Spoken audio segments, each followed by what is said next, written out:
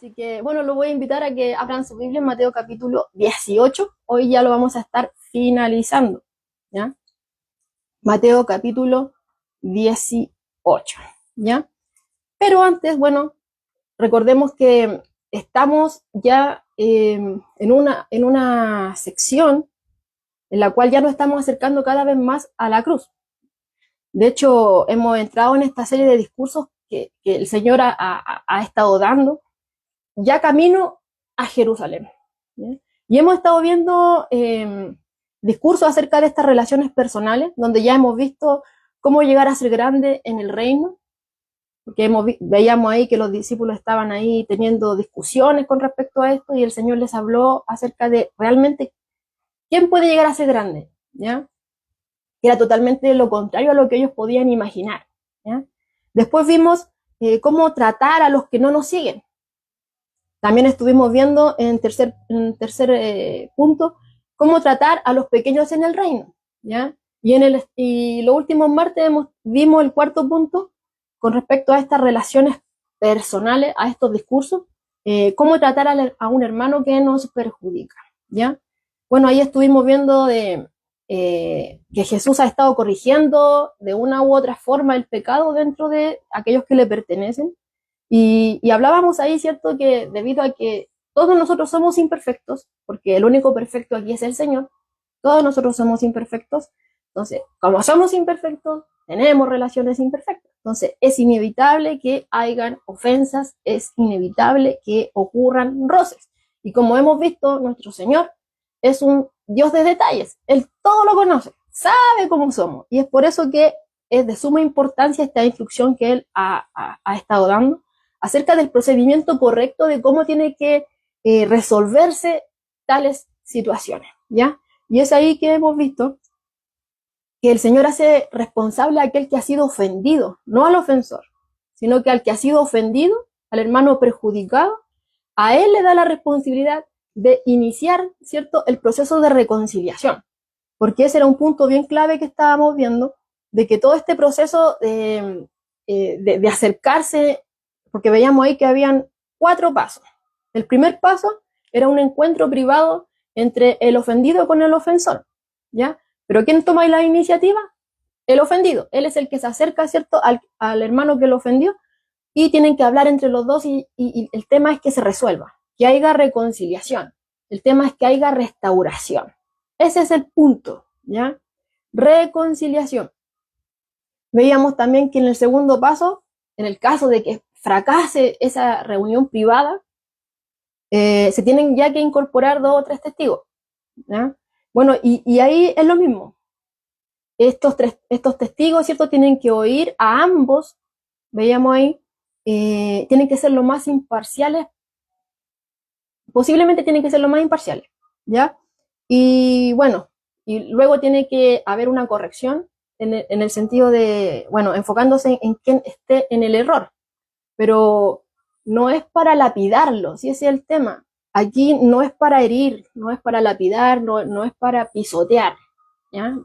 De ninguna manera, sino que siempre el punto es reconciliación, restauración. Entonces, estos testigos también tienen esa función de que se resuelva esta situación entre estos 2 hermanos que primeramente tuvieron un encuentro ahí para poder solucionarlo, pero no se pudo, ¿ya? Ellos animan a la reconciliación. Pero en el caso de que no suceda ahí una reconciliación, veíamos que el Señor conoce nuestros corazones, entonces da otro paso más. Tercer paso, fallando los anteriores, dice ahí ya que estos testigos tienen que informar la situación ya ahora a la iglesia. Entonces ahí ya el hermano o la hermana tiene que estar ahí delante de la congregación. El tema es que la iglesia anime también ahí para que reconozca que se equivocó, ¿cierto? Siempre llamándolo al arrepentimiento. Vuelvo a reiterar, que se arrepienta, que sea restaurada esta relación, porque siempre a lo que más le ha importado al Señor incluso se estuvo predicando acerca de la unidad, ¿ya? Nosotros somos los que más tenemos que estar unidos, porque somos discípulos del Señor, y esa es una señal distintiva de aquellos que le pertenecen. Que se amen los unos a los otros. Y Cristo oró, ¿cierto? Como veíamos en la predicación el día domingo, oró por esta unidad, y nosotros tenemos que mantener esa unidad. Nosotros no la logramos, Cristo la logró en la cruz, ¿ya? Pero tenemos que mantenerla. Y separados del Señor nada podemos hacer. Entonces, cuando suceden estas situaciones tenemos que estar apegaditos a Él, ¿ya? Y Él nos dice, nos da estas instrucciones de cómo hacerlo, ¿ya? Y siempre el enfoque es llamando al arrepentimiento, siempre el enfoque es promover la unidad, que todas las grietas, todo sea solucionado, ¿ya? Pero en el caso veíamos ahí de que este hermano o esta hermana persista, ¿cierto?, en no arrepentirse, no quiere, no escucha ni al hermano en lo privado, ni a los testigos en la reunión semi-privada, ni tampoco en esta reunión pública con la congregación, tampoco los oye. Veíamos ahí que ya fracasando esos puntos, el Señor ya daba el cuarto punto, donde ya le daba la autoridad a la iglesia y le daba la responsabilidad de ejercer ahí disciplina. Y veíamos, ¿cuál era esa? ¿A qué se refería eso? Ya, sacar del medio de la congregación a aquel que persiste en no arrepentirse, ¿ya? Sacarlo del medio de la congregación, ¿ya? Porque veíamos ahí que la iglesia no puede pasar por alto el pecado, no lo puede pasar por alto. Entonces, si una persona, habiendo tenido ya 1, 2, 3 encuentros, ¿cierto?, donde se le está animando, se le está llamando de que se arrepienta, que vuelva a la comunión, que sean sanadas las relaciones, y no quiere, entonces tiene que ser sacado. ¿Por qué? Porque es peligroso. Veíamos ahí que se corría el peligro de que si este hermano o hermana sigue en pecado, se pone en juego la santidad de la iglesia. Los demás pueden ver, cosa ligera pecar. Da lo mismo, total, aquí no hay corrección, aquí cada quien hace lo que quiere y no puede pasar eso. La iglesia no puede pasar por alto el pecado. Si hay alguien que se ve ahí, que persiste en ello, que no ha tratado con ello y no tiene ninguna intención de tratar en ello, bueno, ahí ya veíamos estos pasos, ya llega a la iglesia y si no quiere, tiene que ser quitado para poder proteger esta santidad dentro de la congregación, ¿ya? Y también para mantener este buen testimonio a los ojos del mundo que están puestos también sobre esta congregación, ¿ya? El mundo está observando. Entonces, para proteger la santidad y para guardar testimonio, ¿ya?, de aquellos que nos están observando. Pero también veíamos que quitar, ¿cierto?, del medio de la congregación a aquel que no quiso arrepentirse ni una, ni otra, ni otra, ni otra y persistió. Ese no es el final de la disciplina, ¿ya? Veíamos que, siguiendo el sentido de todo esto, Jesús siempre llamó al arrepentimiento.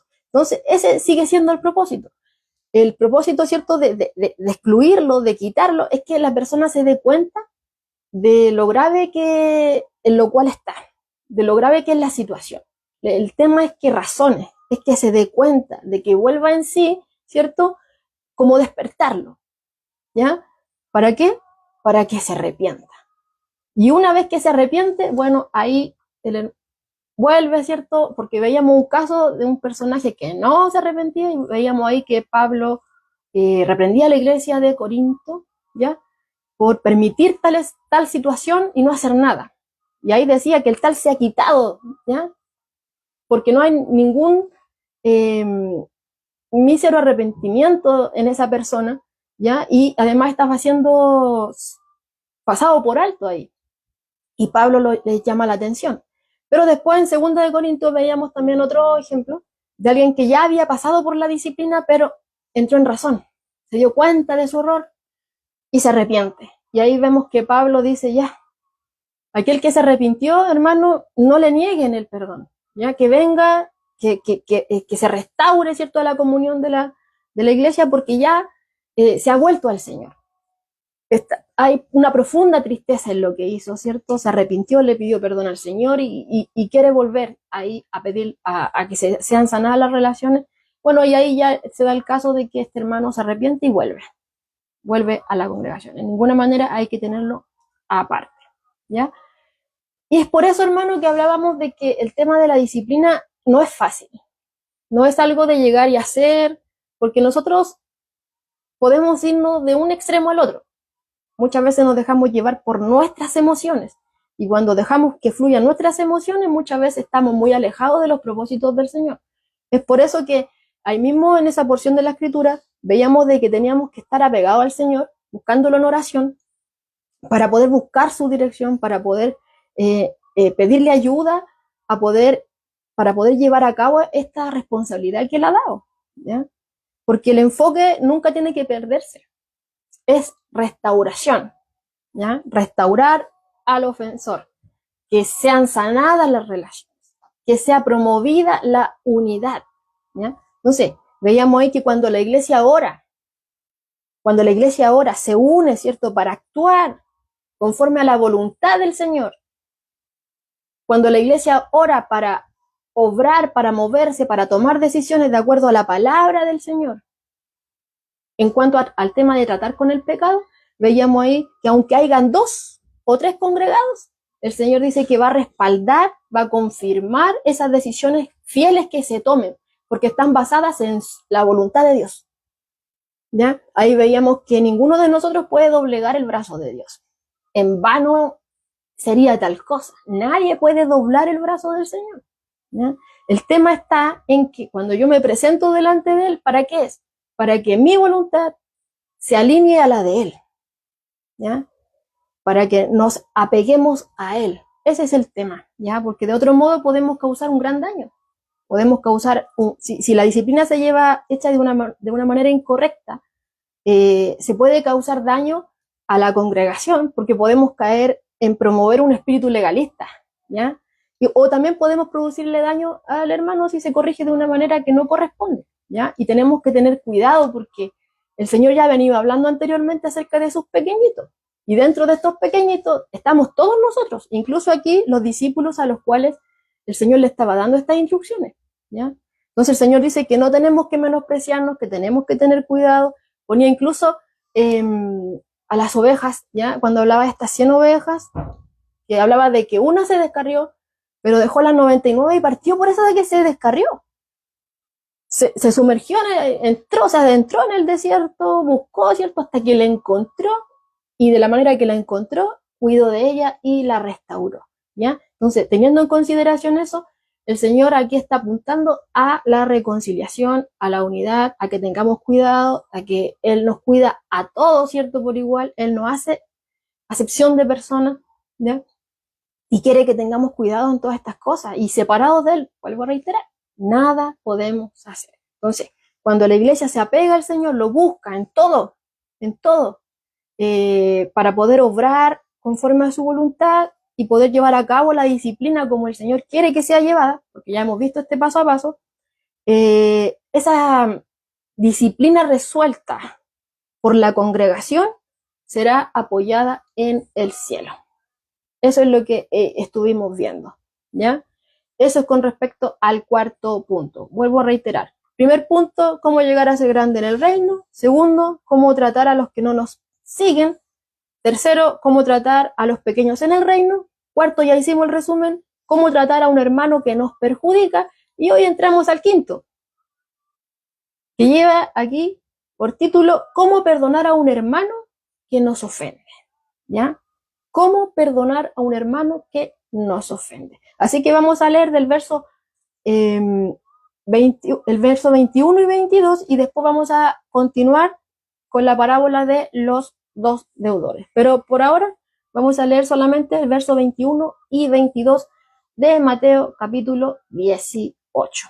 Dice así la palabra del Señor. Bueno, considerando todo lo que dije anteriormente, se le acerca Pedro, dice acá, al Señor y le dijo, Señor, ¿cuántas veces perdonaré a mi hermano que peque contra mí? ¿Hasta 7? Jesús le dijo, no te digo hasta 7, sino aún hasta 70 veces 7. ¿Ah? Bueno, vemos ahí, ¿cierto? Solamente esos 2 versículos, que toda esta solicitud de Jesús de restaurar, de buscar, ¿cierto?, el arrepentimiento de aquel que está errado dentro de la congregación, de aquel que ha roto la relación, ¿cierto?, que ha roto la unidad. Recordemos que somos uno, pero suele suceder de que de repente por los roces y diferencias, porque somos imperfectos, ya se rompa, ¿cierto?, esa unidad. Pero vemos aquí que Jesús está hablándole aquí de que esto no se tiene que pasar por alto, sino que tiene que haber una búsqueda, primero personal, después ya, no pasó ahí semi ahí con testigos, ¿cierto? Después ya en público. La idea es que se arrepienta, de que vuelva, de que se restaure, de que vuelva a ser uno, ¿ya? Entonces, todo eso, lo que Jesús estaba enseñando anteriormente, hizo pensar a Pedro. Hizo pensar a Pedro. Y al parecer, Pedro razona, al Señor, supongamos que un hermano me ofende, peca contra mí, ¿ya? Y se arrepiente, tú me estás diciendo que tengo que perdonarlo, ¿ya? Pero tiene que ser restaurado algunas veces, ¿ya? ¿Hasta cuántas veces tiene que suceder esto? ¿Hasta cuánto puedo perdonar? ¿Ya? ¿Por qué? Porque si viene a mí y yo lo perdono, pero después sigue de nuevo pecando y viene y otra vez me ofende y luego una y otra vez me sigue ofendiendo, ¿hasta cuántas veces tengo que perdonar? ¿Hasta 7, Señor? La pregunta de Pedro, hermano, acá en simples palabras es, Señor, ¿cuál es el límite para perdonar? ¿Cuál es el límite para el perdón? Ya tú me dijiste que sí, tenemos que buscar esta reconciliación, no me escuchó a mí, ya los testigos, ya no lo escuchó la iglesia, no la escuchó, ya. Pero Señor, si se va, ya vimos ahí que, aunque esté afuera, ¿cierto? Hay que tenerlo como gentil y publicano. Personas que no conocen a Dios, personas a las que hay que evangelizar, ¿cierto? Llevarlas al arrepentimiento. No termina ahí. Entonces, Señor, me estás diciendo que si se arrepiente puede volver, pero ¿cuántas veces esto? ¿Cuál es el límite de este perdón? ¿Cuántas veces voy a tener que esperar? Si me ofende, lo tengo que perdonar. ¿Cuántas veces? ¿Ya? ¿Y por qué este 7, hermano? ¿Ya? ¿Por qué Pedro dice hasta 7? ¿Por qué dirá esto? Bueno,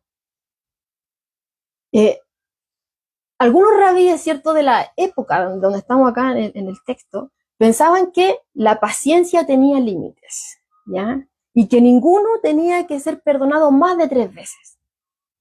¿Y en qué se basaban esto? Bueno, tomaban una declaración repetida de Dios, ¿ya?, contra los enemigos vecinos de Israel, e hicieron una regla universal, diciendo que el perdón de Dios tiene un límite y por extensión también tiene límite, ¿cierto?, el perdón del hombre. Por ejemplo, ¿de dónde toman esta declaración repetida de Dios para encontrar límite al perdón? Bueno, vámonos a Amós capítulo 1. Amós capítulo 1.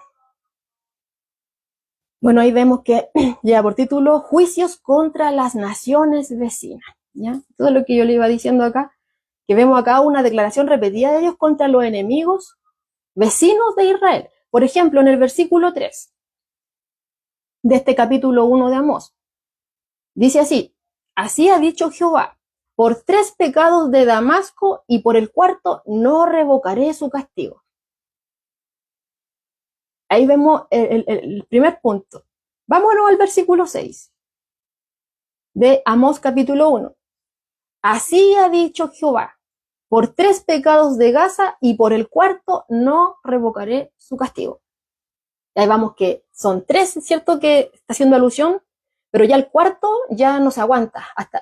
Hasta 3 es el límite y el 4º ya no hay vuelta atrás, viene el castigo. Versículo 9. Así ha dicho Jehová, por 3 pecados de Tiro y por el 4º no revocaré su castigo. Versículo 11. Así ha dicho Jehová, por 3 pecados de Edom y por el 4º no revocaré su castigo. Verso 13.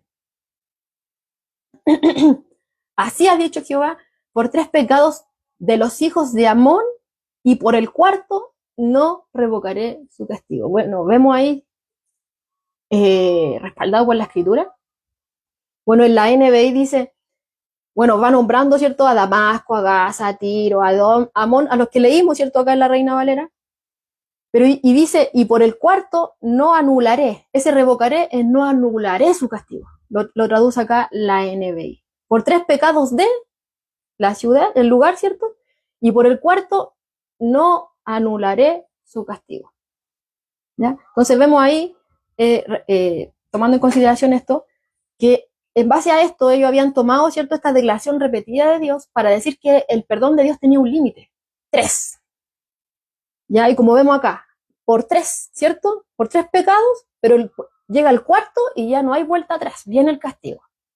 Entonces, tomaron eso como una regla universal del perdón de Dios, que el límite sería 3, ¿cierto? Y por extensión también dijeron que entonces el perdón del hombre cuando se rompen las relaciones, cuando hay ofensas, también es 3, ¿ya? También es 3. Entonces, ellos habían razonado falsamente que si Dios perdona solo 3 veces a los hombres, ¿ya? Entonces es innecesario y hasta presuntuoso, ¿cierto? Que los hombres se perdonen más veces, ¿ya? Tomando esto que estuvimos viendo anteriormente. Por ejemplo, aquí dice MacArthur acerca de unos rabinos. ¿Qué es lo que decían algunos rabinos de la época? Por ejemplo, aquí hay un rabino que dice aquí MacArthur que dice el que pide perdón a su prójimo no debe hacerlo más de 3 veces, ¿ya? Aquí lo nombra el rabino José ben Hanina, ¿ya? El que pide perdón a su prójimo no debe hacerlo más de 3 veces. Y acá pone a otro rabino, José ben, dice, Yahuda, dice, manifestó, si un hombre comete un ultraje una vez, se le debe perdonar. Si lo comete por segunda vez, se le debe perdonar. Si comete un ultraje por tercera vez, se le debe perdonar. Pero una cuarta vez, no lo perdonan. No lo perdonen. Entonces estamos viendo acá, tomando en consideración esto, ¿ya?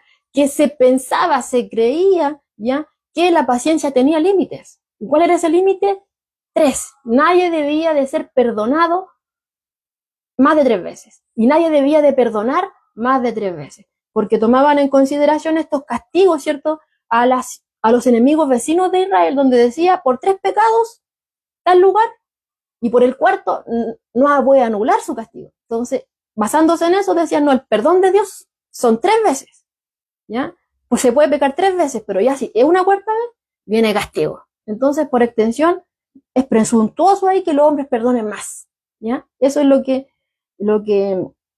se pensaba. Entonces, teniendo en consideración, hermano, que ellos, ¿cierto? La tradición se creía que eran 3 veces, ¿ya? El dar el perdón. Pero Pedro dijo 7. Entonces, probablemente Pedro se sentía generoso al decirle al Señor, Señor, ¿hasta cuántas veces perdonaré a mi prójimo que pegue contra mí y que se arrepiente y vuelva? ¿Cuánto es el límite, Señor, del perdón? ¿Serán suficientes 7? Lo más probable es que se sentía generoso, ¿ya? Porque era más del doble de lo que permitía la tradición judía. Recordemos que 3 y en el cuarto ya no hay perdón. 3 era el límite, ¿ya? Entonces Pedro dice 7, que es el doble, y agrega uno más por si acaso, ¿ya? Y nosotros podemos pensar, ¿ya? Que lo más seguro es que Pedro responde de esa forma al Señor, en base a lo que él ya le había dicho anteriormente, por esa comprensión que Pedro iba teniendo cada vez más y más acerca del Señor. Esa comprensión que era basado en la enseñanza, que era basado en el ejemplo que el Señor le daba acerca de la compasión y la misericordia, ¿ya? Entonces, quizás movido por eso, lo más seguro que sí, que Pedro, movido por el ejemplo del Señor, ¿cierto? Por la enseñanza y todo esto, lo que ha visto de él, todo, teniendo en consideración las veces que el Señor le ha corregido, ¿ya? Y dándose cuenta de que la misericordia del Señor también va en contraste con el legalismo, porque hemos visto cómo el Señor ha descubierto a aquellos que tenían apariencia de piedad, pero eran todo lo contrario, ¿ya?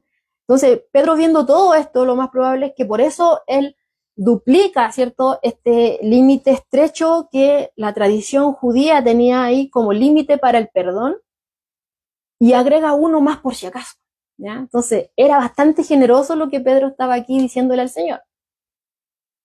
¿Hasta 7? Sí, era bastante generoso, tomando en consideración lo que permitía la tradición. Pero ¿qué le responde el Señor Jesús a esto? En el versículo 22 de Mateo 18, ¿ya? En el versículo 22 de Mateo 18, vemos que el Señor le dice a Pedro, no te digo hasta 7, sino aún hasta 70 veces 7. Jesús pasó todos los límites, ¿ya? Incluso los que están diciendo acá, los que tenían acá los de la tradición rabina, ¿cierto? Lo que Pedro había dicho, 7, Señor, no te digo hasta 7, Pedro. Estás siendo generoso, duplicaste, ya, te entiendo a lo que va, ¿cierto? Pero no te digo hasta 7, sino hasta 70 veces 7, ¿ya? Y ahora, antes de que vayamos a esto de 70 veces 7, a lo que significa, esta respuesta que el Señor le da acá a Pedro, no sé si a usted le recuerda unas palabras que fueron pronunciadas en Génesis capítulo 4, ¿ya? Que fueron pronunciadas por Lamec, un descendiente de Caín, ¿ya? Vamos a Génesis capítulo 4, para que lo vayamos viendo ahí. Génesis capítulo 4, ¿ya? Génesis capítulo 4. Voy a poner acá la Reina Valera, que lo tenía en la otra. Aquí vamos. Bueno, aquí en Génesis capítulo 4 vemos que ya aparece Caín y Abel, ¿ya? En escena. Y es justo cuando sucede esa situación que todos conocemos, que es cuando Caín mata a su hermano Abel. En el verso 8, dijo Caín a su hermano Abel, salgamos al campo. Y aconteció que estando ellos en el campo, Caín se levantó contra su hermano Abel y lo mató. Y Jehová dijo a Caín, ¿dónde está Abel tu hermano? Y él respondió, no sé. ¿Soy yo acaso guarda de mi hermano? Y él le dijo, ¿qué has hecho? La voz de la sangre de tu hermano clama a mí desde la tierra. Ahora pues, maldito seas tú de la tierra, que abrió su boca para recibir de tu mano la sangre de tu hermano. Cuando labres la tierra, no te volverá a dar su fuerza. Errante y extranjero serás en la tierra. Verso 13. Y dijo Caín a Jehová, grande es mi castigo para ser soportado. He aquí, me echa soy de la tierra, y de tu presencia me esconderé, y seré errante y extranjero en la tierra. Y sucederá que cualquiera que me hallare, me matará. Y aquí viene el tema, mire. Y le respondió Jehová, ciertamente cualquiera que matare a Caín, 7 veces será castigado. Y usted dirá, ya, pero ¿y dónde está Lamec? Bueno, sigamos más adelante. Dice el 16, salió pues Caín de delante de Jehová y habitó en la tierra de Nod, al oriente de Edén. Y conoció Caín a su mujer, la cual concibió y dio a luz Enoc. Y edificó una ciudad y llamó el nombre de la ciudad del nombre de su hijo Enoc. Y a Enoc le nació Irad, e Irad engendró a Mehujael, y Mehujael engendró a Metusael, mejor dicho, y Metusael engendró a Lamec. Vemos ahí que aparece Lamec, descendiente acá de Caín. Y acá aparece en el 23, y Lamec dijo a sus mujeres, Ada y Sila, oíd mi voz, mujeres de Lamec, escuchad mi dicho, que un varón matare por mi herida y un joven por mi golpe. Si 7 veces será vengado Caín, Lamec en verdad 70 veces 7 lo será. ¿Ya? En la otra traducción, en la NBI, lo dice así. Escuchen mis palabras. Maté a un hombre por haberme agredido. Nótese, maté a un hombre porque me agredió. Lo maté porque me agredió. Maté a un hombre por haberme agredido y a un muchacho por golpearme. Dice arrogantemente Lamec, ¿ya? Si Caín será vengado 7 veces, como lo leímos anteriormente, que vemos que Dios pone esta advertencia ahí, ya luego de que mata a Abel, Dios pone una señal en él y advierte que cualquiera que quiera asesinar a Caín va a ser castigado hasta 7 veces, o sea, va a ser mucho peor el castigo, ¿ya? Entonces aquí Lamec, ¿cierto? Queriendo ser más que Caín, O sea, si Dios lo va a vengar 7 veces a Caín, ¿ya? Entonces dice aquí, si Caín será vengado 7 veces, Lamec 70 veces 7 será vengado, ¿ya? Y ahí vemos anteriormente, o sea, maté a un hombre porque me agredió, y maté a un joven, ¿cierto?, por golpearme. Entonces, vemos ahí que Lamec se estaba glorificando en la venganza, en su propia venganza, porque recordemos que lo anterior fue que Dios habló, pero acá vemos que Lamec, queriendo ponerse por encima de Caín, ¿cierto? Y como propia venganza, glorificándose, dice, 70 veces 7 seré yo vengado, ¿ya? Entonces, ¿eso qué significa? Es una actitud de represalia excesiva.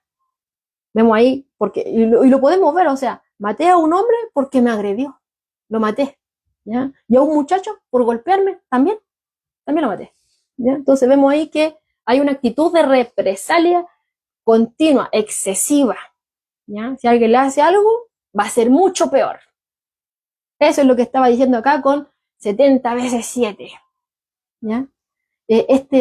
Lamec, ¿ya? Bueno, y sabemos, hermano, que la tendencia del hombre pecador siempre es devolver mal por mal, pero sin límite. Si me hacen mal, yo le hago peor. Y lo hemos visto en las noticias, vemos situaciones que de repente quedamos, no sé, como es posible lo que está sucediendo. ¿Sí? Entonces, y a veces cosas que ni siquiera en realidad son una ofensa, terminan muy mal, ¿ya? Y lo podemos ver a diario. Pero, y vemos ahí reflejado esto de que siempre se quiere devolver mal por mal, pero mucho peor de lo que me hicieron, ¿ya? Pero vemos acá que la norma de Dios es totalmente contraria. Es totalmente contraria. Jesús nos ha dicho constantemente, y acá lo vuelve a decir nuevamente, de que no tenemos que devolver mal por mal, sino que todo lo contrario. Tenemos que devolver con bien al mal, responder con bien al mal que nos quieran hacer, ¿ya? ¿Y esto tiene límite? No, sin límite. Eso es lo que el Señor está queriendo decir acá. Porque Él, al hablar de 70 veces 7, no se estaba refiriendo, hermano, a 70 veces 7, ¿cuánto es? Ya, 490. Entonces ya, pecó 1, 2, 3, ya, tiene 3 menos, ahí ya le voy descontando. No, Jesús nos está pidiendo que, o sea, sería muy raro si Jesús estuviera esperando que nosotros contáramos, ¿cierto?, cuántas ofensas nos hicieron para ir descontando estos 490, ¿ya? O sea, ya esperando ahí, ya llegó al límite, llegó a 400, no, me ofendió 491, en 491 ocasiones. No, 490 era el límite, 491, ya, no hay perdón. No, eso no es lo que el Señor nos está diciendo acá. Cuando el Señor le responde a Pedro, no te digo hasta 7, sino hasta 70 veces 7, lo que el Señor estaba queriendo decir acá es sin límite. 70 veces 7 es otra manera de decir sin límite, ¿ya?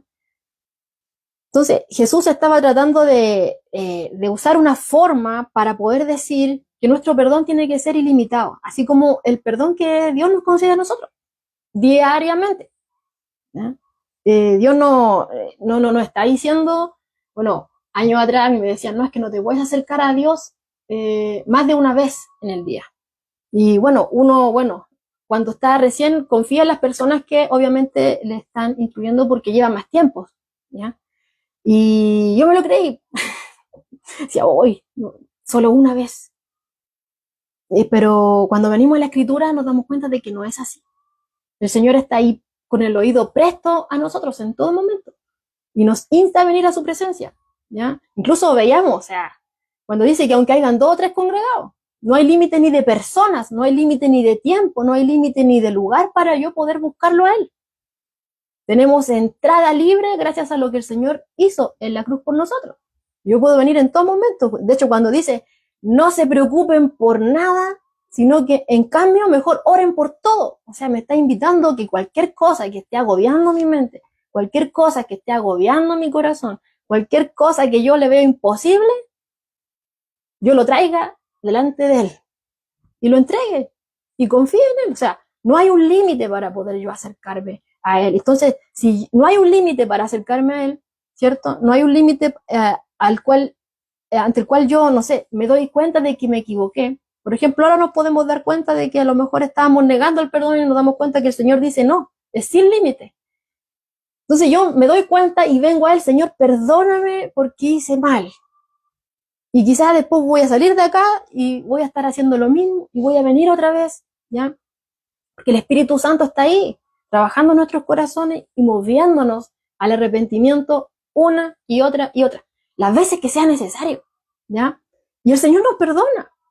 Y como sabemos, ¿cierto? La misma Escritura dice que si nosotros confesamos nuestros pecados, Él es fiel y justo para perdonarnos y limpiarnos, ¿ya? Y eso todas las veces que nosotros venimos delante de Él, no nos pone límite, no nos pone pero, sino que lo que Él quiere es un corazón sincero, que vengamos delante de Él y lo derramemos, que le digamos todo. Él lo conoce todo, pero Él quiere que nosotros, ¿cierto? Se lo entreguemos, conversemos con Él, tengamos comunión con Él y creamos en Él. ¿Ah? Entonces, si yo he venido tantas veces en el día, usted, no sé cuántas veces quizás viene al Señor en cada momento que se equivoca, que se da cuenta, ¿cierto? Que cometió un error, el Espíritu Santo ahí le está amonestando por medio de la palabra, y usted viene y le pide perdón al Señor. No sé cuántas veces sucederá eso en el día. Yo por lo menos vengo, ya perdí la cuenta de cuántas veces vengo a Él a pedirle perdón, ¿cierto? Y el Señor nos oye. Y qué maravilloso es sentir su perdón, ¿cierto? Sentir ese perdón, ese descanso, ¿ya? Que el Señor nos da cuando nos promueve, nos da ese perdón. Entonces, así como nosotros venimos a Él sin límite y Él nos oye y tenemos esa confianza, tenemos esa certeza de que nuestras oraciones no están cayendo en la nada, sino que el mismo Dios, el creador de todas las cosas, nos está oyendo, ¿cierto? Si Dios nos oye de esa forma, entonces, y nos da perdón por medio de Cristo, entonces, si Él no nos pone límite, nosotros tendremos que poner límite. Si Él no nos restringe el perdón, nosotros tendremos que poner restricción, ¿cierto? A esto, poner nuestras reglas. No, eso es lo que estamos viendo acá. No tenemos que devolver mal por el mal que nos hagan, sino que todo lo contrario, con bien. Y ese bien se devuelve sin límite.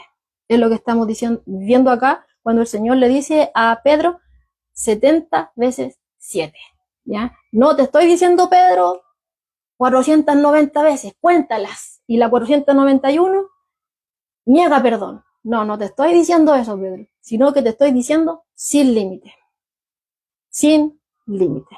¿Ya? Entonces, con el objeto del Señor, hermano, demostrar lo razonable que es este tema del perdón ilimitado, Él empieza a narrar una parábola, ¿ya? De los dos deudores, para que los discípulos puedan entender que realmente es razonable que entre hermanos, ¿cierto?, se estén perdonando sin llevar una cuenta, sin límite, ¿ya? Leamos la parábola de los dos deudores, del verso Mateo 18, volvamos a Mateo 18, del verso 23 en adelante. Mire cómo le responde el Señor aquí a Pedro luego de decirle, no te digo hasta 7, sino aún hasta 70 veces 7. Le dice, por lo cual el reino de los cielos es semejante a un rey que quiso hacer cuentas con sus siervos. Y comenzando a hacer cuentas, le fue presentado uno que le debía 10,000 talentos. A este, como no pudo pagar, ordenó su señor venderle, y a su mujer e hijos, y todo lo que tenía, para que se le pagase la deuda. Entonces aquel siervo, postrado, le suplicaba diciendo, Señor, ten paciencia conmigo, y yo te lo pagaré todo. El señor de aquel siervo, movido a misericordia, le soltó y le perdonó la deuda.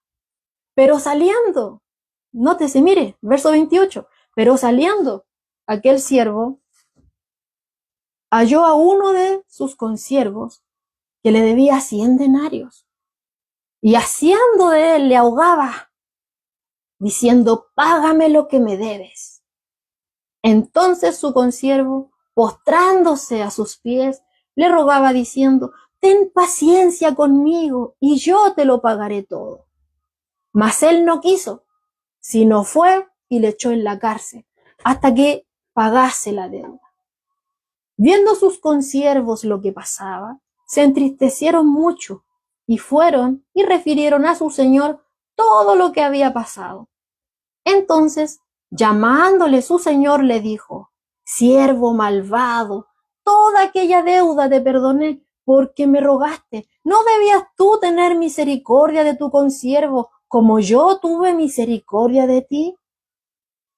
Entonces su señor, enojado, le entregó a los verdugos hasta que pagase todo lo que le debía.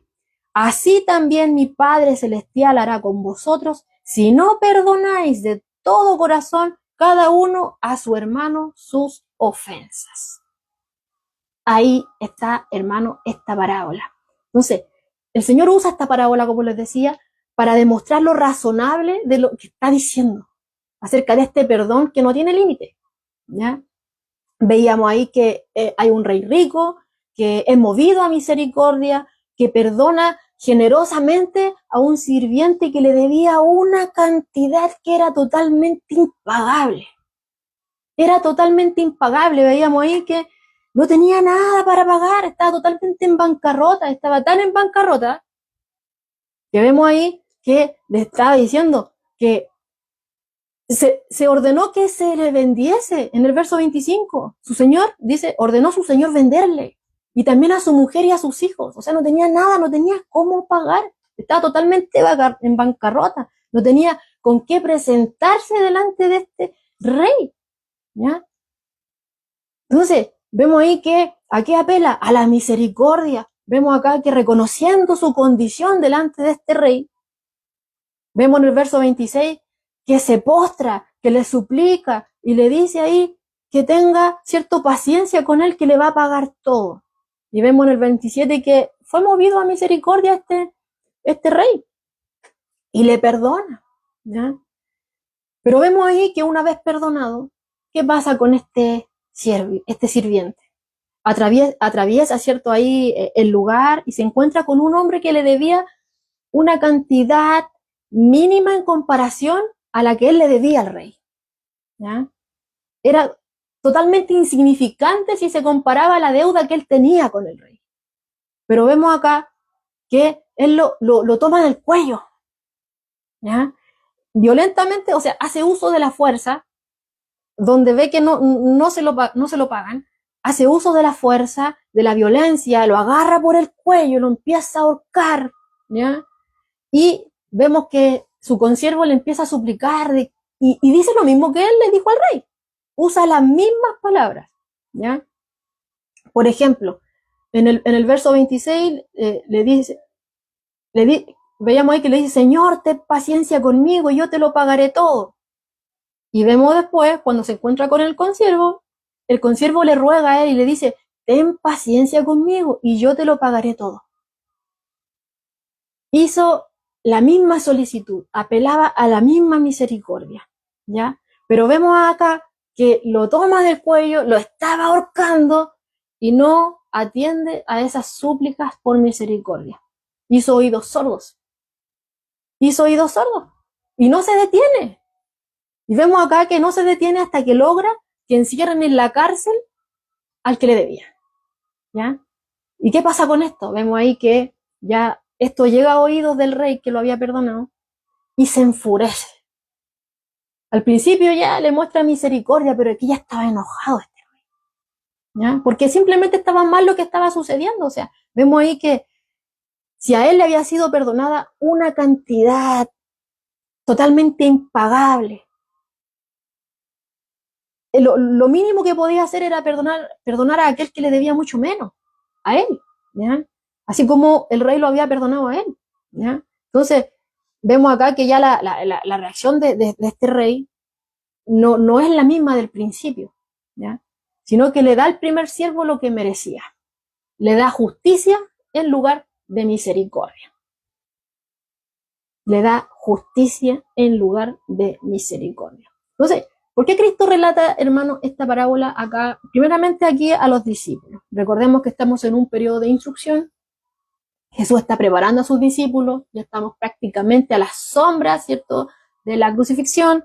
Según los estudiosos, a 6 meses aproximadamente, ¿ya? Entonces, era necesario que el Señor hablara acerca de las relaciones personales. Ya estaban habiendo roces con los discípulos. Ya estaban peleando acerca de las posiciones. Y estaban menospreciando a otros que no eran del grupo de ellos. Entonces, era necesario que el Señor hablara de estas cosas, ¿ya? Y de las relaciones, cómo se tienen que relacionar dentro de la iglesia, ¿ya? Entonces, el Señor hablándole a ellos y por extensión a nosotros, ¿qué es lo que nos quiere recordar con esta parábola? Bueno, en primer lugar, hermano, que cuán grande es, hermano, la deuda del hombre con Dios. Cuán grande es. ¿Por qué? Porque por naturaleza, bueno, todos somos pecadores, entonces constantemente estamos quebrantando la ley de Dios. Constantemente, de manera consistente, y lo hacemos fácilmente, porque somos inclinados a lo malo. Somos inclinados a lo malo. Entonces, por naturaleza, estamos constantemente quebrantando la ley de Dios. Y si nosotros estamos quebrantando la ley, ¿qué es eso? Es pecado. Y la Escritura dice que la paga del pecado es muerte. Entonces, nuestra deuda realmente es grandísima, ¿ya? Y esa deuda que veíamos ahí con este primer siervo, esta deuda que era incalculable, esta deuda que era totalmente impagable, representa esa deuda que cada uno de nosotros teníamos con Dios por causa del pecado. Eso es lo que representa esa deuda, ¿ya? Eso es lo que representa esta deuda, ¿ya? ¿Y cuándo realmente razonamos acerca de ella? Bueno, a Dios le ha placido que sea a través de su palabra, ¿ya?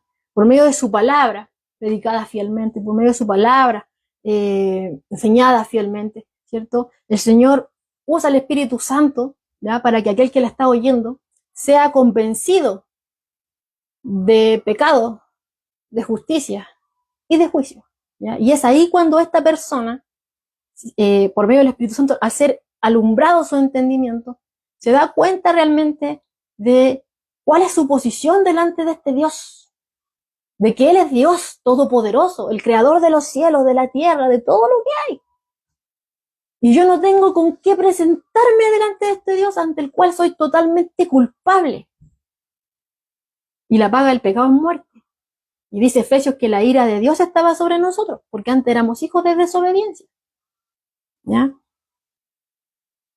Y es el Espíritu Santo el que nos convence y nos da a entender todas estas cosas. Y cuando yo me doy cuenta de todo esto, bueno, volvemos nuevamente a la bienaventuranza, a este pobre en espíritu que reconoce su bancarrota espiritual, reconoce que no tiene nada que ofrecer a este Dios, de que todas sus justicias, todas sus obras son como trapos de inmundicia delante de Él, ¿ya? De que nada bueno puede salir de mí, lo reconoce, ¿ya? Entonces, cuando el Espíritu Santo obra por medio de la palabra, convence al pecador de todas estas cosas, de en la realidad en la que se encuentra, de que va camino a la perdición, de que se va aventando a toda velocidad a la perdición, ¿ya?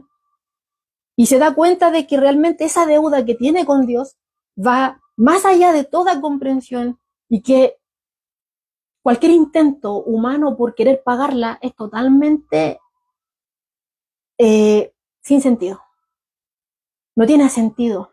¿Por qué? Porque es humanamente impagable esa deuda, ¿ya? No sé. Y ese en sí, ese mismo hecho que Dios conoce, que nosotros no lo podemos pagar, y ver nuestra miseria en la cual nos encontramos, a dónde nos dirigimos por causa del pecado, es que se nos abre, ¿cierto?, estas fuentes de misericordia. Porque ve nuestra realidad, ve cómo estamos, cómo es nuestra miseria, ¿ya? Así como este rey vio a ese hombre que no tenía con qué pagar y que le suplicaba, así mismo Dios ve acá, ¿ya?, a cada uno de nosotros y abre las fuentes de misericordia. Si fue por eso que envió a Jesucristo, porque no había otra forma por medio del cual nosotros pudiéramos tener salvación, ¿ya? Entonces, nuestra única esperanza, porque no la podemos pagar, nosotros no tendríamos vida no bastaría una vida, no tenemos, ni todo lo que demos, no basta. Nuestra única esperanza entonces es ser perdonado por la misericordia gratuita de Dios en Cristo.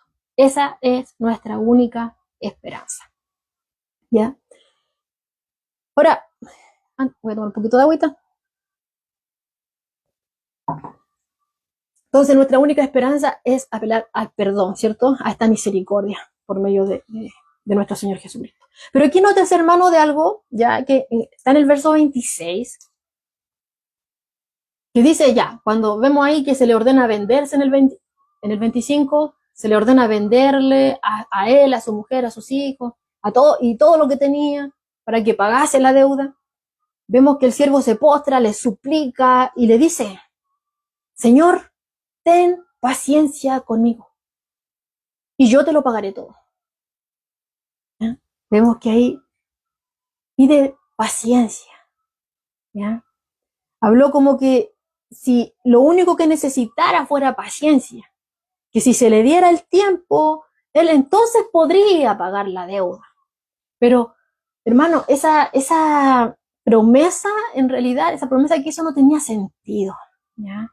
¿Por qué? Porque todos los intentos por liquidar esa deuda, ¿ya? Volviéndolo a tomar con deuda impagable, el pecado de nosotros delante de Dios, todo intento de nosotros de querer pagar esa deuda por medio de las obras es inútil. Todo intento, ¿ya? Y vemos acá que ese siervo deudor pensaba que solamente necesitaba paciencia. Pero él no, lo que necesitaba no era paciencia, porque él, aunque tuviera tiempo, no iba a poder pagar la deuda, ¿ya? Él lo que necesitaba era perdón. Y ese rey lo sabía. Mire, aquí hay un comentario que dice, el Señor demostró misericordia impulsada por compasión, olvidando la deuda, que obviamente nunca podría ser pagada, a pesar de cualquier promesa que haya hecho el siervo. O sea, este rey sabía que lo que ese siervo le había prometido no iba a poder cumplirse. No, ten paciencia conmigo. Si me das más tiempo, entonces voy a poder pagarte todo. No necesitaba paciencia, no necesitaba más tiempo. Lo que necesitaba era perdón. Este rey lo sabía y eso fue lo que le otorgó. Le perdonó la deuda. Le perdonó la deuda y lo soltó. ¿Ya? Y vemos acá que el perdón, ¿cierto? Es generoso. Y vemos acá que, como veíamos, que esa deuda era totalmente impagable, era grande. Entonces vemos que a la luz de esa deuda que fue perdonada, vemos que realmente es generoso lo que hizo este rey, ¿ya? Que llama mucho la atención, ¿ya? Y que nos lleva, ¿cierto?, a la gratitud. Debería haber llevado a este siervo a la gratitud. Y a nosotros también, ¿cierto? Considerándolo de la forma en la que lo vivimos. O sea, realmente teníamos esta gran deuda por causa del pecado delante de Dios. Y Él nos ha perdonado por medio de su Hijo Jesucristo. Y Cristo pagó una vez y para siempre. No pagó en cuotas, sino que Él pagó por nosotros y lo hizo una vez y para siempre. ¿Ya? Entonces, ¿qué debe brotar de nosotros? Gratitud. Y eso es lo que brota, ¿cierto?, de aquel que realmente se da cuenta de esto. ¿Ya? Aquel pobre en espíritu que reconoce su bancarrota espiritual, que realmente apela a la misericordia de Dios y que la vive, ¿cierto?, la disfruta. Lo que hay en él es gratitud. Es gratitud, ¿ya? Y cuando entendemos esto, hermano, vamos a empezar a aflojar las manos, por así decirlo, del cuello de nuestro hermano, ¿cierto?, que nos debía. En este caso, tomándolo como lo hacía este siervo. Cuando ve ahí a uno que le debía, lo toma del cuello, lo está ahorcando, págame. ¿Ya? Pero entendiéndolo de esta forma, si nosotros estuviéramos en el lugar de ese siervo, ¿ya? Porque muchas veces sí lo estamos, ¿ya? Tomando en consideración esa gran deuda que nosotros teníamos y que Dios nos perdonó, ya las manos ahí apretando ese cuello empiezan a soltarse, ¿ya? Empiezan a aflojarse esa presión, empieza a salir y ya quitamos la mano de ahí, ¿ya? ¿Por qué? Porque el Señor aquí a través de esto nos está señalando, hermano, que lo que alguien nos pueda hacer a nosotros, tomado aquí como una deuda, representado aquí como una deuda. Lo que otro, ¿cierto?, nos pueda deber, por así decirlo, es totalmente mínimo en comparación a lo que nosotros le debíamos a Dios. Es totalmente insignificante si lo comparamos con lo que nosotros le debíamos y que nos fue perdonado por medio de Cristo. ¿Ya?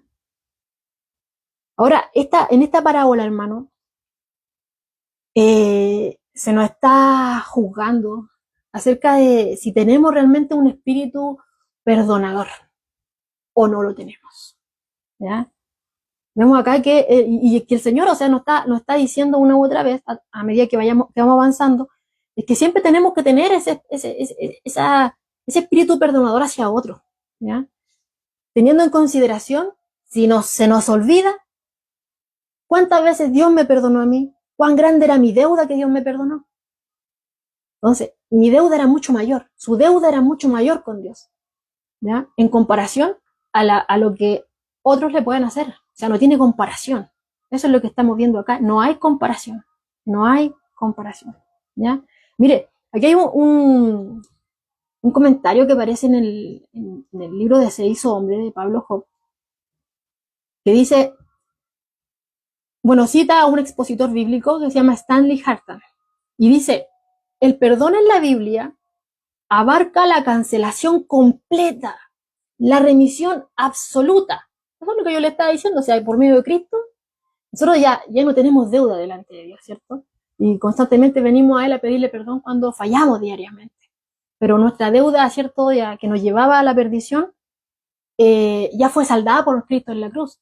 ¿Ya? Ahora el Señor nos está santificando y lo está haciendo por medio de su palabra. ¿Ya? Entonces, pero esa deuda ya está completa pagada por medio de Cristo. Y dice aquí, pero que no solamente termina ahí. Dice, abarca también el perdonar lo grande como lo pequeño, dar el primer paso, que es lo que hemos estado viendo anteriormente, no esperar a que el ofensor venga a nosotros, arrastrándose. Jesús nos perdonó, dice acá, mientras aún éramos pecadores y enemigos de Dios. Y cita Romanos 5, versos 8 y 9, dice, mas Dios muestra su amor para con nosotros en que siendo aún pecadores, nótese, en que siendo aún pecadores, Cristo murió por nosotros. Pues mucho más, estando ya justificados en su sangre, por él seremos salvos de la ira. ¿Ya? Ahí está la cita de Romanos 5, versos 8 y 9. Entonces dice ahí, ya, perdonar lo grande como lo pequeño, dar el primer paso, no esperar a que el ofensor venga, que venga arrastrándose, no. Sino que, así como Jesús nos dio el ejemplo y perdonó antes de, así también nosotros. ¿Ya? No esperar a que vengan arrastrándose y ver ahí, oh, ahora sí que tiene señales de arrepentimiento, entonces ahora sí lo voy a... Ah, no. Aquí nosotros aún éramos enemigos de Dios y Cristo ya, Dios se estaba moviendo para que nosotros pudiéramos tener perdón. Dice el tercer punto, perdonar antes que el ofensor se arrepienta. Eso es lo que le está diciendo. Como también, y miren, nos da otro ejemplo, como lo hizo Jesús en la cruz. Cita a Lucas 23:34. Jesús decía, Padre, perdónalos, porque no saben lo que hacen. Y a sus pies estaban repartiendo sus ropas, estaban ahí echando suerte.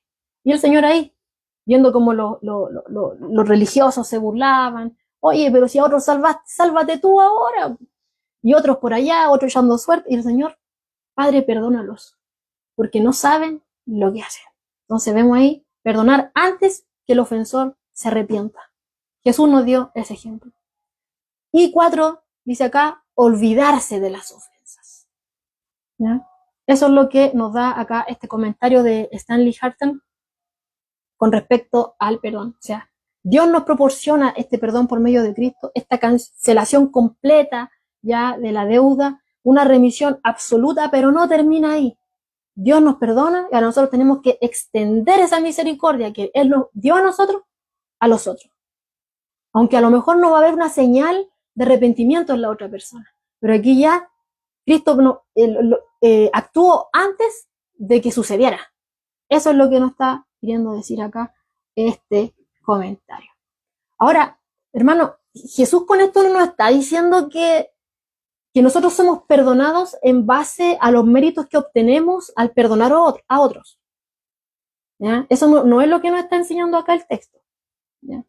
Si yo no perdono, entonces Dios no me va a perdonar. No, eso no es lo que nos está diciendo el texto. Tampoco nos está diciendo de que es posible de que perdamos la salvación si yo no perdono. ¿Ya? No está diciendo eso. No está hablando aquí de nada de eso, no está hablando aquí de ser salvo, de perder la salvación. No. Sino lo que Jesús está queriendo decir acá, está hablando acerca del resultado de la salvación. ¿Ya? Que aquel que ha sido perdonado, lo que hay en esa persona que fue perdonada es gratitud. Y entonces, ¿cómo muestras la gratitud? Perdonando a los que lo ofenden, así como a él, Dios lo perdona. Eso es lo que está hablando acá. No de que Dios nos perdona en base a los méritos que yo tengo, voy a perdonarlo para que Dios me perdone. No, es que si no voy a perder la salvación. No. Jesús está hablando acá de que esto viene con la salvación. Aquel que ha sido salvado es transformado por Dios, ¿ya? Y una de las manifestaciones es esa gratitud. ¿Y cómo se muestra esa gratitud? Perdonando, extendiendo la misericordia que ya me fue extendida a mí por medio de Jesús, ¿ya? Y de hecho vemos este paralelo en Efesios 4, verso 32. Mire, vemos que Pablo hace este paralelo, ¿ya? Y dice, sed benignos unos con otros, misericordiosos, perdonándonos unos a otros. Ya, ahí está enfoque, ¿cierto? Hermano, relaciones, como lo hemos estado hablando. Pero aquí Pablo continúa, dice, sí, sean benignos unos con otros, misericordiosos, perdonándonos unos a otros. Como también Dios os perdonó a vosotros en Cristo. Ahí lo vemos claramente, ¿ya? Entonces, hace aquí Pablo, ¿cierto? Habla en cuanto a este grado paralelo del perdón, ¿ya? Y dice, o sea, hace este llamado, sean benignos, así como Dios lo ha sido con ustedes. Dios a ustedes les ha extendido su benignidad por medio de Cristo. Entonces ustedes extiéndanla también. Sean misericordiosos porque el Padre lo ha sido con ustedes por medio de Cristo. Extiendan esa misericordia. El Padre a ustedes le ha dado perdón. Entonces, extiéndanlo, no lo restrinjan. Eso es lo que nos está diciendo acá. Si Dios lo hizo con ustedes, ustedes no tienen que frenar aquí que siga fluyendo, sino que ustedes tienen que ser un canal por medio del cual fluye lo que Dios a ustedes les ha otorgado. ¿Ya? Entonces, estamos viendo acá que, o sea, hermano, si Dios nos ha perdonado una deuda tan grande, en comparación a esa deuda, cualquier cosa que se nos deba a nosotros es totalmente insignificante en comparación, ¿ya? Y viéndolo de otra forma, a lo mejor no queda entendible, o a lo mejor, mire, lo que nos está queriendo decir acá es que nadie nos va a poder ofender al mismo grado de lo que nosotros con nuestros pecados ofendimos a Dios. Por si no se entendió antes.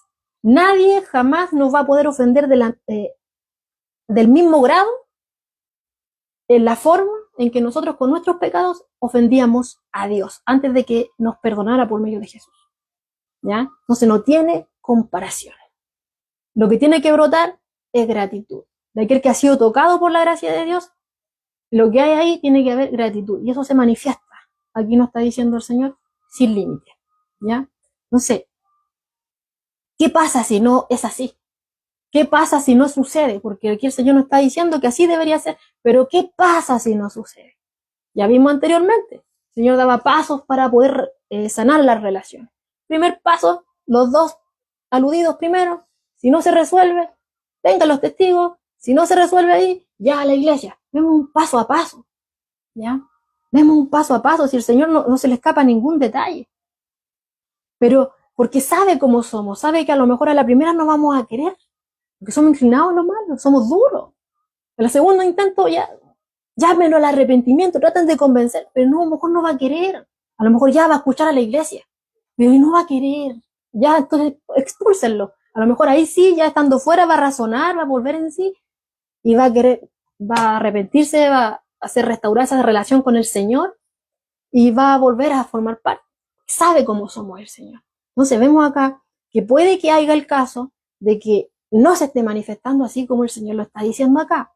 Pero vemos acá, hermano, que en el caso contrario, aquel que ha disfrutado la benignidad, la bondad del Señor, la misericordia del Señor, pero se niega, corta ahí, corta la llave ahí, se le extiende a él, como la manguera cuando viene, ¿cierto? Trae el agua, llega a la llave, se le corta la llave, cortó el agua, llega hasta ahí nomás, ¿ya?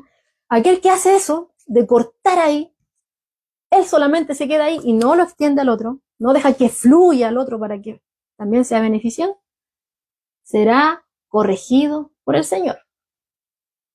Será corregido por el Señor. Bueno, nosotros sabemos que Dios es un Dios de misericordia. Pero también dice, por ejemplo, en Éxodo 34:7, que Él no va a tener por inocente al culpable. Nuestro Dios es justo. Nuestro Dios es santo y es justo. Amén. Entonces, aquel que ha disfrutado de las bondades del Señor, ¿ya? Pero que se niega a extenderlas a otro, el Señor lo va a corregir, ¿ya? Porque Él no va a tener por inocente al culpable, ¿ya? Entonces, aquellos que abusan, ¿cierto?, del Evangelio para poder continuar en el pecado, para poder seguir hacer cosas malas, ¿cierto?, con la dureza de su corazón, se van a encontrar con la disciplina del Señor. Por ejemplo, Hebreos 12:6 lo dice: el Señor al que ama disciplina y azota a todo aquel que recibe por hijo. Y Proverbios 3:12 lo vuelve a decir: porque Jehová al que ama castiga, como el padre al hijo a quien quiere. Y aquí lo deja claro, hermano, que el Señor discipline no es porque no nos quiera, no es porque no le importemos, todo lo contrario. Cuando el Señor corrige, eso es una prueba de su amor. Lo estamos viendo acá. El padre que ama a su hijo lo va a corregir. Hijo, ¿sabes qué? Este es el camino, por acá tienes que andar, esto y esto. Y así mismo Dios nos dice a nosotros, y ahora nos está diciendo cómo nosotros tenemos que andar. Pero si nos resistimos a andar por ahí, como el Señor nos está diciendo, ¿qué va a pasar ahí? Bueno, nos va a tener que reprender, porque es un padre que nos ama. Y que nos corrija es una forma de guiarnos también a la santidad, ¿ya? Entonces, cuando Cristo, hermano, nos da esta palabra, tenemos que tener en consideración que Él iba camino, ¿a dónde? Iba a la cruz, ¿ya? Cualquiera puede decir, pero es que a lo mejor sí retuve el perdón. Sí, Dios me perdonó, pero me he resistido a perdonar, ¿ya? Porque no me nace. Bueno, Jesús iba a la cruz, ¿ya? Y es que es solo por medio de su sacrificio en la cruz que hoy fluye, ¿cierto? Se extiende ese perdón a cualquier pecador. Se nos extendió a nosotros y todavía está ahí. Está, ¿cierto?, disponible para todo aquel que venga a Cristo en arrepentimiento y fe, ¿ya? Pero no solamente eso, no solamente fluyó el perdón hacia nosotros, ¿ya?, por medio del sacrificio que Él hizo en la cruz, sino que también, hermano, ahí también fluye ese poder para que nosotros podamos manifestar ese perdón a otro que nos haya ofendido, ¿ya? Porque el Señor no se olvida de nada. Si el Señor nos está diciendo algo, no es al aire. Él se ocupa de todo, ¿ya? Y tenemos riquezas espirituales en Cristo. Tenemos el Espíritu Santo, que ahí nos está guiando, que nos mueve, que ilumina nuestro entendimiento, que nos lleva al arrepentimiento. Tenemos su palabra, por medio de la cual, ¿cierto?, nos vamos dando cuenta, que es como un espejo realmente a nosotros. Nos vamos dando cuenta de todas nuestras fallas, ¿ya? Entonces, y el Señor nos dice acá, por medio de lo que Él hizo en la cruz, nosotros obtuvimos perdón. Pero también, gracias a eso, a todo lo que Cristo logró, ¿ya?, hoy podemos pedirle que nos ayude, ¿ya?, cuando no nazca en nosotros el perdón. Ser sincero, hermano, si el Señor sabe. Si no le nace, venga delante de Él y dígale: ¿sabe qué, Señor? Todavía me duele esto que pasó y por favor ayúdame. Yo quiero perdonar así como tú me estás diciendo acá, sin límite. No quiero poner límite, Señor. Pero dígaselo a Él. Abra su corazón a Él. Si quiere llorar, llore. Si quiere reclamarle algo, también hágalo, dígaselo, pero que el Señor le ayude en todo para que su voluntad se alinee a la de Él, no para que usted intente doblegarle el brazo. De todas formas, eso es imposible. Por lo reiterar, nadie le puede doblegar el brazo a Dios. Y el Señor está hablando de esto que es muy importante dentro de la comunidad de la iglesia. Todos somos imperfectos. Yo no soy perfecta, usted tampoco lo es, mi hermano tampoco lo es, pero a veces nos olvidamos. A veces nosotros reconocemos delante del Señor, Señor, soy imperfecto, por eso fallé. Pero cuando alguien falla contra nosotros, le estamos demandando a Él perfección, que nosotros mismos reconocemos que nosotros no tenemos, pero queremos que el otro la tenga. Y que el Señor nos ayude, ¿cierto? Porque muchas veces queremos misericordia para nosotros, así como este siervo, pero estamos pidiendo juicio para el otro, ¿ya? O queremos hacer justicia por nuestras propias manos, como lo estaba haciendo también este siervo, ¿ya? Pero el Señor sabe cómo somos y por eso es que deja la instrucción para cada uno de los detalles, hermano. Aquí hay un comentario que les quiero leer textual, que dice: la misericordia de Cristo es una ola poderosa y veloz. La misericordia de Cristo es una ola poderosa y veloz, que no debe detenerse en nosotros. Apoyémonos firmemente en la gracia de Dios para perdonar de manera ilimitada. O sea, me gustó mucho ese comentario porque dice, o sea, el problema no es el Señor, si somos nosotros, hermanos, los que muchas veces ponemos ahí freno a las cosas del Señor. Porque a la larga, cuando empezamos a acumular cosas, se transforman en raíces de amargura, ¿ya? Estamos ahí guardando amargura y eso el Señor no quiere que estén esas cosas ahí, ¿ya? Por eso es que dice acá, apoyémonos firmemente en la gracia del Señor. Y Él lo dice, o sea, separados de mí nada pueden hacer. Si Él es la vid, nosotros somos los pámpanos nomás. De Él fluye esta bendita savia que nosotros necesitamos para producir fruto. Nosotros no producimos fruto solo. Fluye cuando estamos apegaditos a Él. Y una de esas manifestaciones es lo que estamos viendo acá. Y realmente no hace mal, hermano, sino nos empezamos a dañar a nosotros mismos y empezamos a contaminar a lo que está a nuestro alrededor. Cuando no andamos como el Señor quiere que andemos. Y hay otro comentario que les voy a leer también y lo encontré muy interesante. Y a lo mejor yo creo que a usted también, ¿ya? Que dice aquí que un comentarista cuenta, ¿cierto?, el siguiente relato para ilustrar cómo los creyentes pueden obedecer el mandamiento de perdonarse unos a otros. Dice así: después de bardear un río, un viajero de Birmania descubrió que su cuerpo estaba cubierto de sanguijuelas que le chupaban la sangre. Su primer impulso fue arrancarlas, pero su criado le advirtió que no lo hiciera, explicándole que al hacer eso, dejaría parte de las sanguijuelas clavadas en la piel y que eso le ocasionaría una grave infección.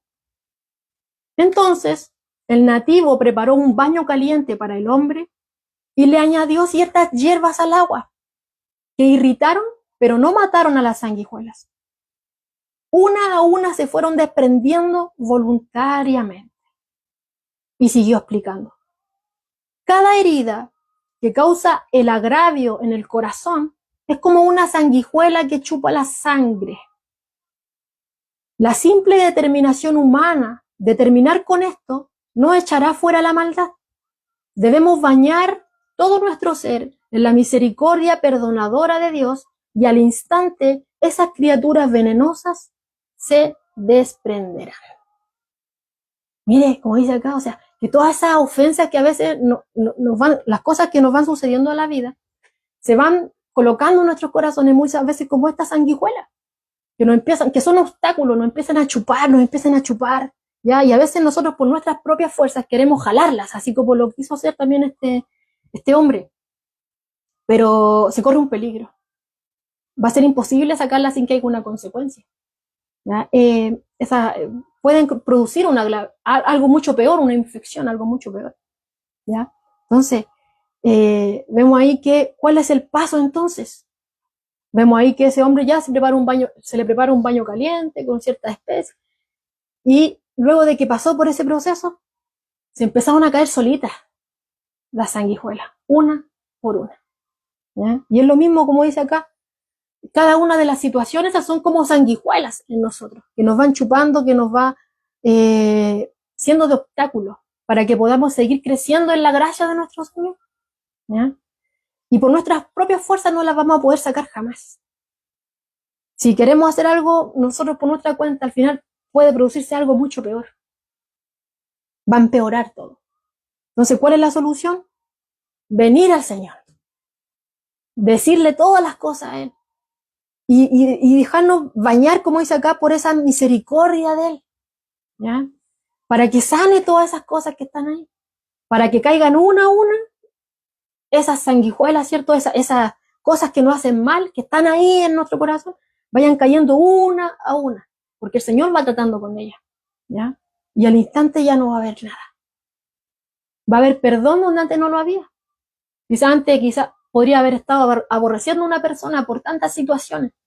Pero cuando usted entrega esas cosas al Señor y recuerda cuán grande era la deuda que nosotros teníamos con Él, nos damos cuenta de que realmente no se compara, no hay comparación. Y el Señor nos está diciendo acá, o sea, si yo te perdoné a ti, extiéndelo. Tu deuda era mucho más grande y nada se compara a la deuda que tú tenías conmigo por causa de tu pecado. Nada se compara. Y como Cristo, o sea, orar por esa persona. A lo mejor esa persona no muestra no hay ni un rastro de arrepentimiento.